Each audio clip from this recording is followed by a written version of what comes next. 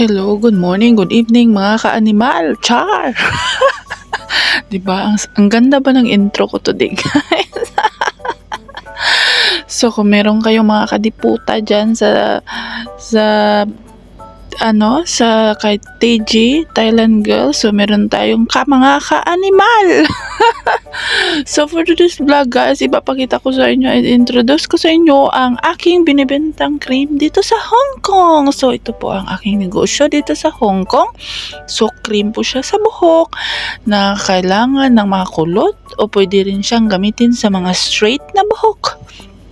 O, diba? O, ayan. Ang face. So, ayan. So, kailangan natin gamitan ng cream ang buhok ng ating baby girl. Kasi, so, kung maaanuhin mo ito, guys, tatagal ang pag-ano mo nito, pagsuklay. So, kailangan lagyan mo siya ng Kanto cream. So, ayan. Sana naman, bigyan mo naman ako dyan, Kanto cream ng cream. Char. PM mo na lang ako. Char. O, diba? So, ito po yung ginagamit natin mga palangga. So, ito po yung ating spray sa ating mga hindi pa nakakaalam niyan. So, maganda po ito sa hair, guys. Yes, sobrang ganda po. At saka, ang bango-bango. Kasing bango ng aking asawa. Char!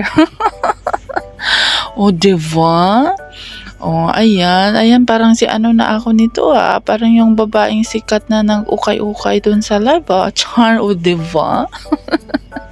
So, ayun na nga mga ka-animal. So, kailangang suklayin nyo ang buhok. O diba? So, gagamitan nyo po ng ganyang brush, yung tangle brush, para tanggal ang mga libag sa ulo. Char!